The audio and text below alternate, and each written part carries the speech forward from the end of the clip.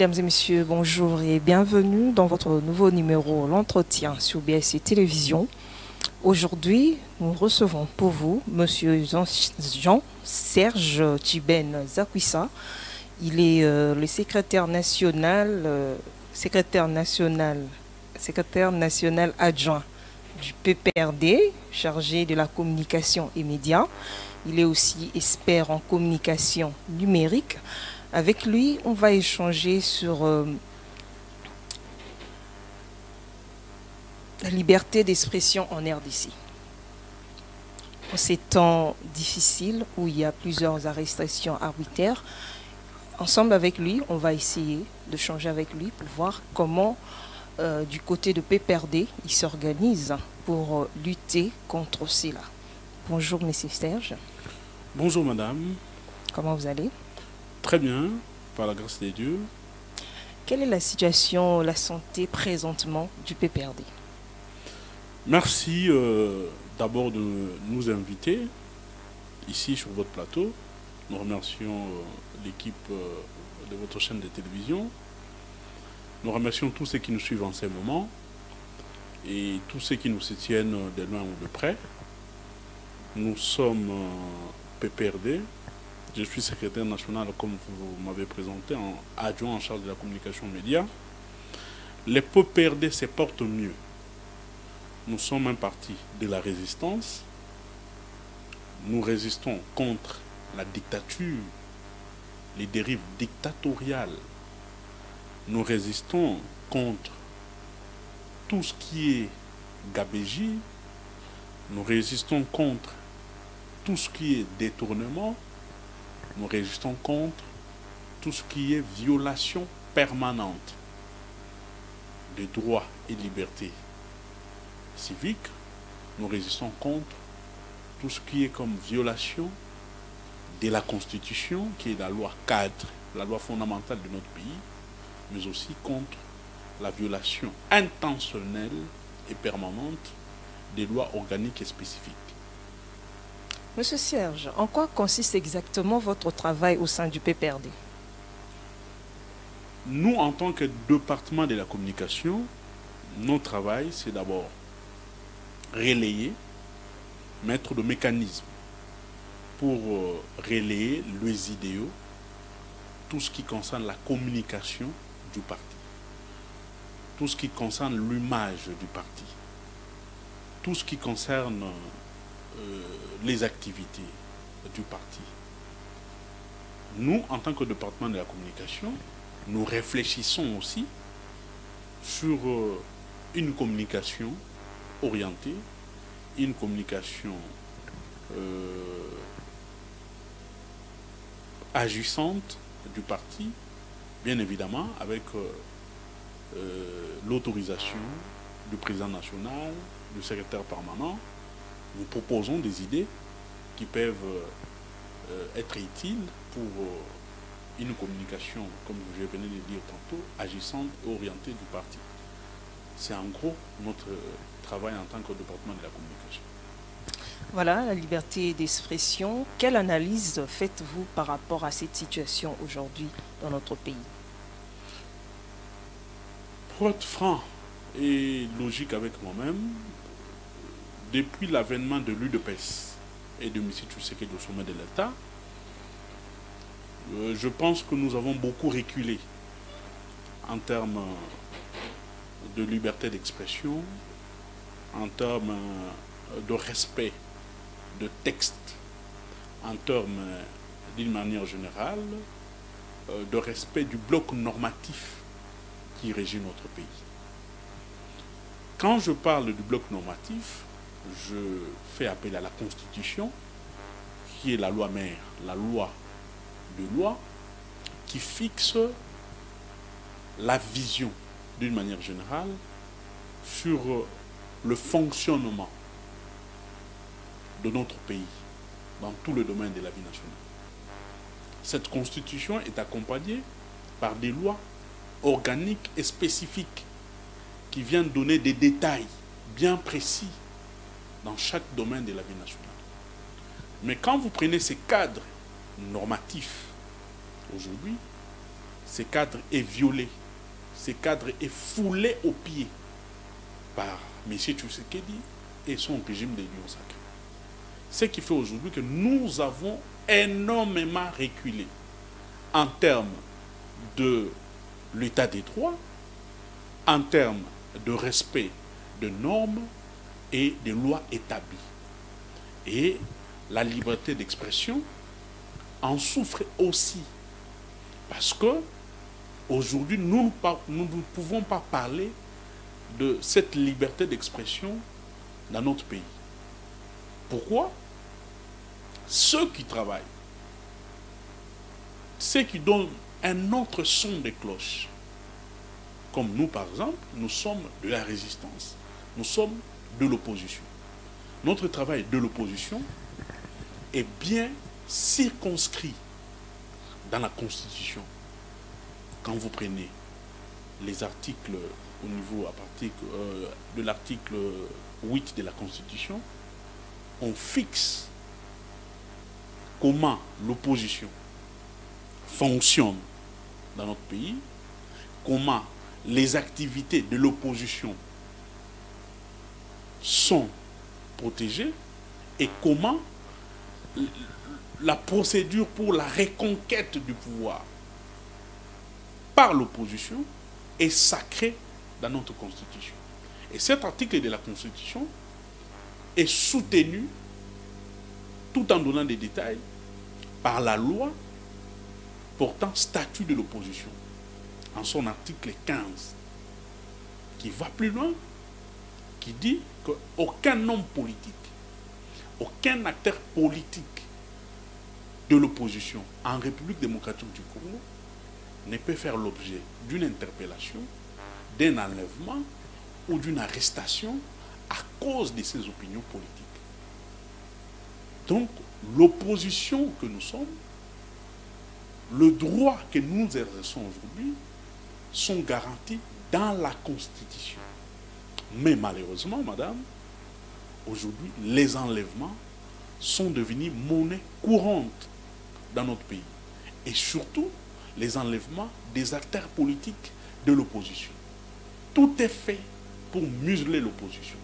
Tout est fait pour faire peur aux opposants, parce que l'opposition donne un son de cloche contraire par rapport à tout ce qui est dit de la part de ceux qui gouvernent, parce que la position de l'opposition dans notre pays aujourd'hui est écoutée par la population. Parce qu'aujourd'hui, les communicants de l'opposition sont mieux outillés, mieux formés pour parler de l'opposition, pour défendre leur position dans différents médias. Vous savez qu'injure et liberté d'expression, c'est deux choses différentes. Tout à fait, madame. Depuis que nous avions commencé cette émission, je ne pense pas que j'ai injurié quelqu'un. Non, mais je n'ai pas dit que c'est le cas, non. Donc, mais au moins, vous savez faire la différence. Je suis tout à fait d'accord avec vous. Nous, au PPRD, comme d'une manière générale de l'opposition aujourd'hui, nous ne tombons pas si bas dans les injures. Parce que les injures ne font pas partie de notre vie en tant que parti. Même quand nous étions au pouvoir, nous sommes un parti républicain, un parti respectueux des textes de la République, un parti qui est ancré dans les us et coutumes de la démocratie, mais aussi un parti qui cherche toujours à innover, à respecter surtout les enjeux et les libertés des uns et des autres. Parce que nous sommes dans une société, certainement, il y a le multipartisme qui règne. Nous ne sommes pas un parti-État. Même quand nous étions au pouvoir, nous ne pouvons pas priver les autres de parler, de nous critiquer, parce que c'est un jeu démocratique consacré dans la Constitution. Nous sommes aujourd'hui de l'autre côté de l'opposition, nous faisons aussi la même chose. Nous parlons, nous discutons, nous débattons, nous décryptons l'information, nous critiquons le programme du gouvernement, nous critiquons les actions que mène le chef de l'État et son cabinet, nous nous limitons là. Mais ce qui est plus grave, aujourd'hui, comme je le venais de dire tantôt, on fait tout pour faire taire l'opposition.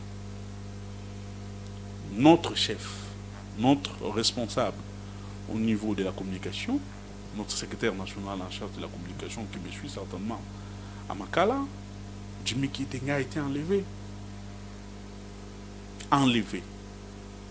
Alors que... Avant qu'on arrive là, comment vous vous organisez au sein de PPRD pour passer vos communications? L'organisation est d'abord, d'une manière générale, au niveau du parti, parce que nous sommes un parti où la discipline, les règles préétablies sont strictement respectées. Chaque département a ses objectifs, chaque département a ses prérogatives. Le PPRD a plusieurs départements. Ça, c'est un. De deux. Nous, au niveau de la communication, nous avons plusieurs niveaux. Il y a la communication au niveau de la télévision et la radio. Il y a la communication numérique. Il y a... Donc, vous êtes expert? Oui, il y a... Donc, nous avons plusieurs échelles de communication. Mais tout s'est fait au niveau de la centralisation de la ligne communicationnelle. Ceux qui communiquent à la télévision doivent être en harmonie avec ceux qui communiquent sur les réseaux sociaux. Okay. Et souvent, ce ne sont pas les mêmes personnes. Ceux qui communiquent sur les réseaux sociaux, certainement doivent relayer le message de ce qui passe à la télévision. Mais aussi, de temps en temps, nous échangeons le rôle. Et tout doit se faire dans le strict respect de la ligne communicationnelle fixée par les autorités du parti que nous relayons. Et tout s'est fait par ces canaux. Aujourd'hui, avec la nouvelle technologie, nous avons plusieurs structures, plusieurs applications, plusieurs médias en ligne qui peuvent nous permettre de valoriser notre communication. Qui sont vos partenaires? Qui sont certainement nos partenaires et qui nous accompagnent aussi, mais aussi, nous avons aussi mis l'accent sur une communication de proximité qui est diversifiée au niveau de plusieurs langues, parce que au niveau de Kinshasa, nous ne pouvons pas assez communiquer en Swahili, par exemple. La communication ne passe pas. Tout est adapté par rapport au contexte, par rapport aux circonstances, mais aussi par rapport aux différentes réalités que nous trouvons sur le terrain. Donc, la communication à notre niveau est organisée à tous ces contextes-là, mais aussi elle prend en compte les réalités du terrain pour toujours taper juste, mais aussi être en règle avec nos statuts, mais aussi avec la Constitution et les lois de la République. Alors, M. Jimmy Kitenga se retrouve en prison. C'était par rapport à ses propos, c'était en conséquence des propos tenus lors de ses émissions. Qu'en dites-vous par rapport à ça? Je suis étonné que vous soyez informé. Moi qui suis son adjoint, je ne suis pas informé. Pourquoi il est arrêté jusqu'à aujourd'hui? Qui a porté plainte? Nous ne le savons pas. Donc jusque-là, on l'a transféré à Makala, vous ne savez pas pourquoi il a été arrêté? On ne sait pas pourquoi il est arrêté. Il a été enlevé. Jimmy Kitenga, c'est un responsable d'un grand parti. Madame, nous sommes le parti le mieux implanté en République démocratique du Congo. Jimmy Kitenga a un bureau connu. Notre parti a des bureaux connus. Donc c'est un grand responsable d'un grand parti. Si vous voulez l'interpeller, faites une invitation, faites une convocation, invitez-le. Il ne va pas fuir, madame. Il viendra répondre à votre invitation. Et puis s'il faut l'arrêter, vous le mettrez à la disposition de la justice, qu'il soit jugé, et s'il est fautif, qu'il soit condamné. Ça n'a pas été le cas. Jimmy a été enlevé parce qu'il s'est préparé, il est sorti de chez lui pour aller répondre à une invitation comme je le fais avec vous. Arrivé devant l'immeuble abritant la chaîne de la télévision, il a été enlevé par plus de 15 personnes qui étaient armées. Grâce à la vigilance de ceux qui étaient tout autour, ils ont suivi les jeeps dans lequel Jimmy a été jeté et il était cagoulé. Et les gens avaient compris que le jeep s'est dirigé vers l'année. C'est comme ça que nous, ces adjoints et les partis, nous avions eu l'information, évidemment, qu'il a été enlevé et transféré à l'année. Il arrive à l'année. Il passe plus de 10 jours. Il a été torturé pendant plus de 2 jours. Vous y étiez présent? Nous avons, les images sont là. Il y a encore des vidéos qui circulent sur les réseaux sociaux. Il y a des cicatrices sur son corps. Mais il était, vous-même, vous avez dit, il n'a pas été arrêté. Il s'est retrouvé à l'ANR. Vous avez des vidéos. J'ai bien précisé qu'il a été enlevé. Bien sûr, parce qu'il n'a pas été arrêté. Il a passé plus de 10 jours à l'ANR. Après, l'ANR l'avait envoyé au parquet près la Cour de cassation. Quand bien même que Jimmy n'a jamais été député, il n'a jamais été mandataire, donc il ne pouvait pas être justiciable devant la Cour de cassation. C'est là, à partir de là, que nos avocats ont mené des démarches pour qu'il soit transféré au niveau du parquet près du tribunal de grande instance de la Goumbé. C'est là où nous avions accès à notre camarade, à notre compagnon de lutte. C'est après plus de 10 jours ou 12 jours que nous avions vu Jimmy dans quel état il se trouvait. Donc, ce que je dis ici, qu'il a été torturé, il y a des preuves.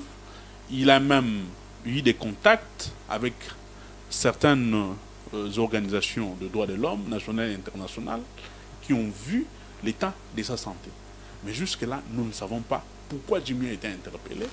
Nous attendons que le dossier soit fixé ou soit qu'il soit carrément relâché, parce que jusque-là... Mais il est déjà à Makala. Il est à Makala.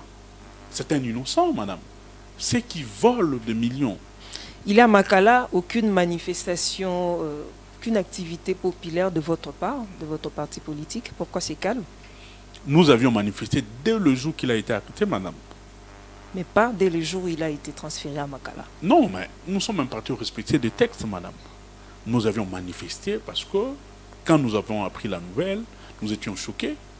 Nous avons mobilisé les jeunes, le cadre du parti, nous sommes allés jusqu'à l'année. On nous a refusé l'accès. Les avocats de Jimmy ont mené des démarches pour qu'ils entrent en contact avec Jimmy quand il était à l'année. Ils ont été fouettés. Mais sur les réseaux sociaux, on ne vous a pas interdit de manifester. Mais ce que nous disons, sur les réseaux sociaux, les journalistes, le communicant, que ce soit du PPD ou de l'opposition d'une manière générale, continuent jusqu'à présent à réclamer la liberté de Jimmy Kitenge, parce que Jimmy c'est un innocent, il n'a rien fait. Tout ce qu'il fait, il critique le gouvernement, il critique les actions du chef de l'État, il n'a jamais insulté le chef de l'État, il n'a jamais insulté un cadre de la République ou un cadre de l'Union sacrée. Donc, ceux qui volent sont à l'extérieur en train de boire du champagne, ceux qui parlent et qui défendent la République sans arrêt et jetés en prison sans procès. Voilà l'état des droits Madine, UDPC, Union sacrée. Donc, nous, en tant que PPRD, tout ce que nous demandons, c'est la liberté de Jimmy Kitenge et nous disons que c'est un innocent. S'il pense qu'il doit être condamné, que Jimmy puisse retrouver son juge naturel, que les dossiers soient fixés au tribunal, afin qu'il puisse avoir ses moyens de défense pour connaître qui l'a fait arrêter, qui avait porté plainte et pourquoi il est arrêté. En ce moment-là, un débat juridique et judiciaire sera lancé autour des questions juridiques et judiciaires, enfin d'en découdre avec les juges, mais aussi afin que la vérité éclate. Voilà, mais par rapport à ça, il est arrêté, il est en prison, ok. Les PPRD continuent à fonctionner. Le parti continue à fonctionner parce que nous sommes un parti structuré et organisé. Il n'était pas seul au niveau du département de la communication. Il a des adjoints et je suis l'un parmi les adjoints. Il y a un autre camarade, un autre compagnon de lutte qui est resté au bureau, Aristote Narimé. Nous continuons à travailler. D'ailleurs, même quand il était là, le travail s'est fait toujours à 3, ensemble, et puis nous mettons nos propositions, nos idées, et nous les soumettons aux autorités du parti. Une fois adoptées, nous le mettons en pratique. Donc nous sommes en train de travailler avec la même vision, le même dynamisme. Nous sommes en train de travailler dans la même logique et comme quand il était là. Donc nous n'allons pas nous fatiguer à travailler, mais surtout que ceux qui pensent qu'en arrêtant Jimmy Kitenge, qui vont nous faire taire, qu'en arrêtant Jimmy Kitenge, les communicateurs ou le communicant du PPRD de l'opposition, de la résistance vont se taire, auront peur, ils se trompent parce que Jimmy Kitenge, là où il a été enlevé injustement, enlevé et détenu injustement. Cela nous donne encore la force de continuer le travail que lui faisait, que nous faisons, et nous pensons que ce travail, c'est un travail noble, c'est un travail juste. Nous défendons de causes justes et nobles pour notre République. Madame, sachez que ça fait 3 mois que Bunagana est entre les mains des rebelles. On arrivera là-bas. Mais Jimmy Kitenge, on parlait de la liberté d'expression. Comment vous faites présentement pour vous mettre en œuvre, malgré qu'il y a des interdits? Comment vous faites? Les interdits venant de qui? Avec la liberté d'expression. Mais ce que nous disons, qu'est-ce que vous faites, les activités en vue? Nous sommes dans une anarchie. Nous sommes aujourd'hui dans une république où le muscle parle à la place des textes. Nous sommes dans une république aujourd'hui où ceux qui dirigent posent des actions par rapport à leurs états d'âme, en leur place d'interroger la Constitution, les textes. C'est ce qui fait aujourd'hui que la République n'aille pas de l'avant. Et en nous arrêtant, ils pensent que arrêter le communicant de l'opposition, ça sera pour eux un de bilan pour présenter à la population en 2023. Ils se trompent. Et nous disons, nous sommes d'abord formés pour résister à toutes sortes de pressions. Ça, c'en est un. De deux, nous sommes outillés à braver la peur parce que le combat que nous menons, comme je vous ai dit tantôt, que c'est un combat juste et loyal. Donc, troisièmement, ne sachant pas que nous sommes en train de faire du mal, ou nous cherchons à nuire aux gens, ou nous ne cherchons pas à tomber dans des insultes, ou nous ne sommes pas en train de chercher à enfreindre la loi, nous sommes très à l'aise.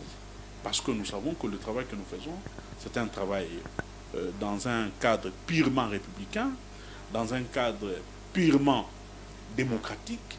Nous ne pouvons pas nous inquiéter. Nous savons qu'aujourd'hui, le pouvoir en place cherche par tous les moyens possibles. Il y a notre frère Henri Bolodjoa qui venait d'échapper à un enlèvement. Il y a des journalistes qui donnent aussi un autre son de cloche par rapport au gouvernement. Certains sont en exil, certains ont été enlevés. Je ne peux pas citer leurs noms ici. Ils sont nombreux. Certains étaient en prison, venaient de sortir il y a peine. Donc vous comprenez aujourd'hui que si nous qui sommes au front, nous qui sommes communicants, on se dit que voilà, nous devons croiser les bras parce qu'aujourd'hui, on veut nous intimider. On veut créer la psychose dans nos têtes, dans nos vies, que nous puissions reculer. Eh bien, la population sera très triste parce que la population compte sur l'opposition aujourd'hui. La population compte énormément avec la résistance parce que nous faisons un grand travail. Tout ce que nous donnons, ce sont des faits, les faits qui proviennent de la société, de la base. Tout ce que nous donnons, c'est de faire remonter ces informations qui viennent de la base au niveau de la communauté nationale, mais aussi de la communauté internationale. Tout ce que nous faisons, c'est d'amener les arguments juridiques, économiques et politiques sur le plateau de télévision pour faire un débat républicain. Mais ceux qui viennent débattre avec nous, nombreux ne sont pas préparés, d'abord. 1. 2, ils ne sont pas organisés. 3, ils ne sont pas outillés. Ils ne nous amènent pas dans un chemin d'un débat de fond avec des arguments. Ils nous opposent tout ce qui est Djalelo, tout ce qui est du croustillant, tout ce qui est du populisme. Alors, avec ces choix-là, la population a bien compris aujourd'hui qu'il faut suivre l'opposition parce que l'opposition amène quand même les éléments qui sont vérifiés et vérifiables. L'opposition vient quand même avec un débat responsable par rapport à l'opposition d'hier. Madame, hier, qu'est-ce qu'on n'a pas dit sur Kabila? Qu'il était rwandais, que sa femme était tanzanienne. Mais aujourd'hui, même la femme du président Félix Tshisekedi, beaucoup de gens doutent de sa nationalité. Donc ce n'est pas un problème. Combien de fois avez-vous... Ce n'est pas un problème. Ça ne peut pas être un sujet pour toute une nation. Combien de si la nationalité devenait un sujet pour toute une nation, nous tous, nous ne serons pas congolais. Nous sommes tout à fait d'accord avec vous, madame. Mais hier, combien de fois avez-vous vu Kabila répondre à tous ceux qui disaient qu'il était rwandais? C'est son choix. C'est ce que je dis. Combien de fois avez-vous vu Kabila répondre à l'opposition? C'est son choix. Chacun a sa technique, a ses stratégies. C'est ce que je dis, et madame. M. Kabila avait choisi de ne pas répondre à toutes ces questions-là. Je vous donne une information. Je vous donne une information qui va vous surprendre. En 18 ans de gestion de Joseph Kabila, aucun communicant de l'UDPS hier à l'opposition n'a jamais arrêté à cause de ses opinions politiques. Mais nous pouvons aujourd'hui revoir les discours de l'opposition d'hier, en commençant par Etienne Tshisekedi. Est-ce que vous devriez vous baser seulement sur ces stratégies-là pour les mettre en place aujourd'hui? Vous avez vos stratégies. Cette stratégie n'est pas payante. Continuez avec votre stratégie, c'est mieux. Ne revenez pas avec les basée sur la démagogie. Cette stratégie de l'opposition d'hier qui était basée sur les insultes, leur style, hein. C'est ce que je dis, n'est pas payante. Donc nous, en tant que républicains, nous ne pouvons pas nous baser sur ça. Mais nous faisons une étude comparée. Parce qu'on nous a dit que l'opposition d'aujourd'hui est très faible. Si c'est pour eux, l'opposition doit être forte en cassant, en brillant le bus Transco, en brillant les maisons de paisibles citoyens, quand ils font de marche, il faut de morts. Eh bien, aujourd'hui, nous sommes à l'opposition. Nous sommes à l'opposition, non pas pour brûler les bus Transco, non pas pour brûler les universités, non pas pour brûler des maisons de paisibles citoyens. Ce n'est pas ça l'opposition. L'opposition, c'est un débat d'idées. L'opposition, c'est aussi apporter quelque chose au niveau du débat national, en termes de données, en termes d'informations, en termes de contrepoids politique. L'opposition ne veut pas dire seulement il faut tuer pour les policiers quand vous organisez des marches. L'opposition ne veut pas dire seulement il faut insulter ceux qui dirigent pour se faire une santé politique. C'est ce que nous nous refusons de faire aujourd'hui. Okay. C'est ce que nous ne ferons pas demain. Si ceux qui pensent que l'opposition est faible, parce que nous n'avons pas cassé, parce que nous n'avons pas pillé, parce que nous n'avons pas brûlé les maisons de certains journalistes, de certains hommes politiques, ils se trompent. L'opposition est très forte. En 3 ans de gestion, ceux qui sont au mangeoire, ceux qui sont dans la jouissance, ont quitté la jouissance pour venir rejoindre l'opposition. Ce qui n'a pas été fait pendant la gestion de Kabila. Ça prouve que notre message passe et que même ceux qui sont de l'autre côté du pouvoir ont compris que ces gens-là disent la vérité. Ils sont forts. Mieux vaut quitter le camp de la jouissance, le camp de la gabégie pour les rejoindre. Voilà, aujourd'hui, nous avons des gens comme Franck Diongo, l'un des lieutenants du régime de M. Tshisekedi, il est à l'opposition. Nous avons des gens comme Jean-Marc Aboun, qui était l'un des fidèles disciples et cadres de l'UDPS. Aujourd'hui, il est dans l'opposition. La liste n'est pas exhaustive. Donc, pour conclure à ce sujet, nous disons que l'opposition d'aujourd'hui est largement forte à l'opposition d'hier. L'opposition d'aujourd'hui est mieux organisée, mieux outillée que l'opposition d'hier. Et surtout au niveau des communicants, nous sommes bien armés que le communicant du pouvoir, ce qui fait aujourd'hui qu'il ne donne pas un poids consistant pour nous contrer dans le débat des fonds. Alors, on utilise les moyens des temps pour nous faire taire, on utilise les enlèvements pour créer la psychose dans nos têtes, on utilise tout ce qu'ils peuvent utiliser, l'armée, les services de sécurité, pour nuire et pour museler l'opposition. Mais vous êtes là, vous avez répondu à mon invitation. Parce que nous sommes résistants. Et la résistance nous oblige à faire face à tous ces défis. Aller au-delà de tout ce qu'ils peuvent mettre comme barrage sur notre chemin en tant que politique pour faire porter notre voix, pour faire porter la voix de l'opposition, pour faire porter la voix du peuple qui nous soutient et qui nous accompagne dans cette lutte en tant qu'opposants. Parlons un peu de Bunagana. Comme vous êtes de jeunes du PPRD, votre analyse, je ne demande pas la comparaison, mais votre analyse, vos activités, comment vous comptez faire pour entrer en contact avec les jeunes qui sont dans ces milieux-là? Parce que sûrement, il y a vos adeptes qui sont aussi de l'autre côté. Bon, le contact, il est permanent.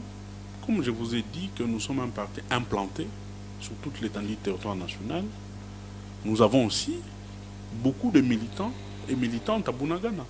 Ils nous écrivent, ils nous donnent l'information en temps réel. Nous avons aussi certains partenariats avec la société civile qui communique d'ailleurs par voie de médias. Nous suivons et nous comparons les informations.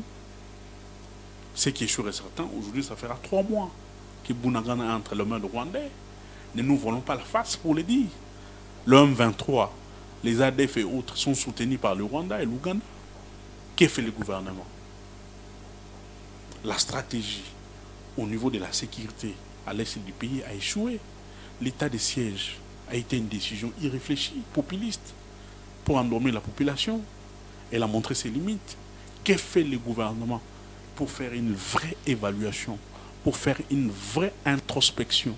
Vous avez déjà été dans ces coins-là? Dans cet état de siège. À Bunagana, non. Été? À Bunagana, non. Oui, mais dans quelle partie? Mais j'ai quand même sillonné la République, dans plusieurs coins de la République. Non, sillonner dans plusieurs coins, on ne refuse pas. Mais au Nord Kivu, vous avez été au dans Nord quel Kivu, coin? pas encore. Voilà. Donc, ce que nous disons aujourd'hui, nous sommes de cœur avec nos frères.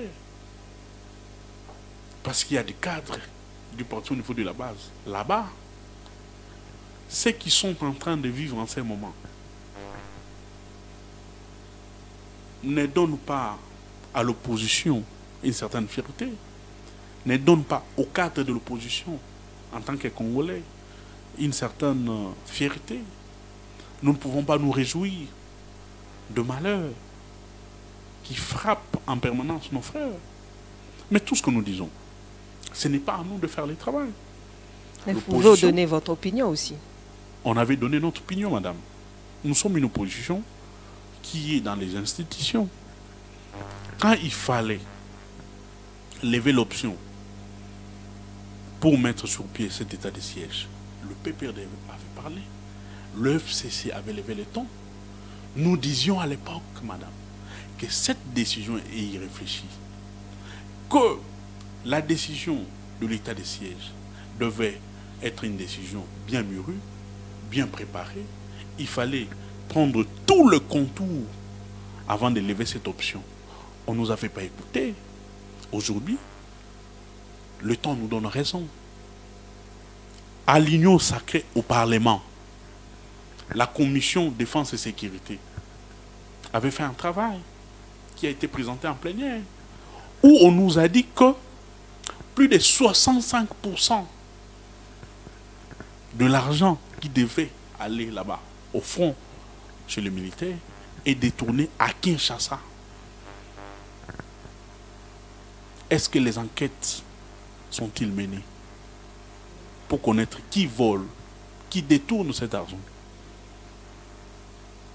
Ceux qui sont au fond disent aujourd'hui que cette option n'a pas été bien réfléchie. Parce qu'il y a un problème de troupes. Parce qu'il y a un problème de munitions.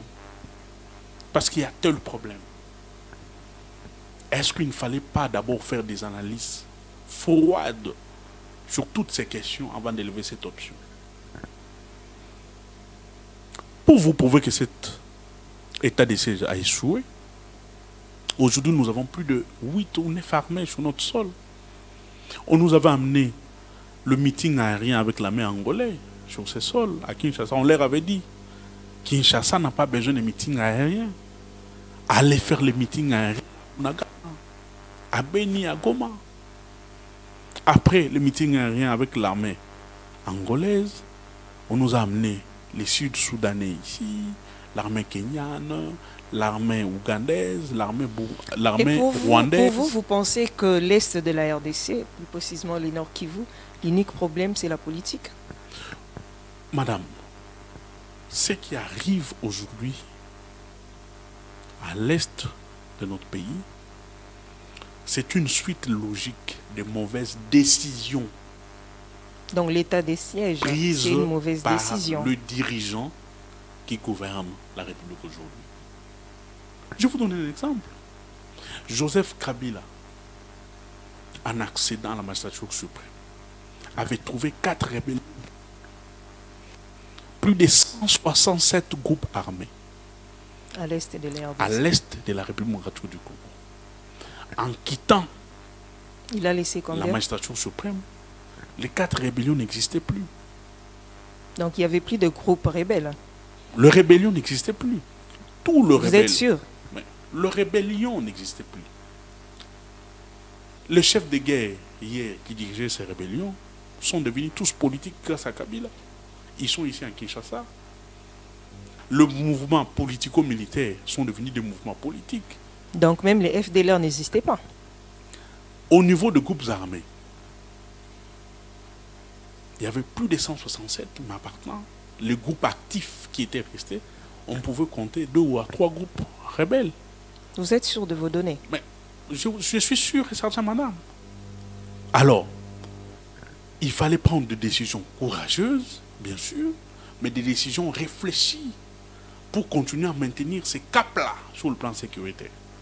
Parce que derrière ce travail militaire, il y avait l'aspect diplomatique qui a été mis en avant, l'aspect militaire qui a été aussi une option très dynamique avec l'armée, qui était non classée à l'époque quand Joseph Kabila était chef de l'État en accédant au pouvoir, mais en partant, notre armée était classée 8e ou 9e sur le plan africain. Ce n'est pas un fruit du hasard, madame. C'est un fruit de la transformation, de la cohésion, de l'organisation de l'armée. Oui, mais il y a, C'est un travail. vous avez parlé des sécurités, mais vous savez qu'il y a un problème aussi des terres. Il y a les problèmes économiques. Toutes ces guerres-là y compris. Je vais y Mais arriver. ces guerres-là, il n'avait pas mis fin à ça. Je vais y arriver. Il a mis fin aux guerres politiques, comme vous dites, Je vais y et arriver. les autres guerres. Donc, sur ces plans-là, il y avait tout un travail de la diplomatie agissante faite par Joseph Kabila et les différents gouvernements.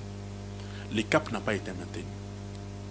Alors, quand le gouvernement Tshisekedi ou le régime Tshisekedi arrive, ils ont fait tout ce qu'ils ont fait. Mais écoutez, madame, la crise économique est partout.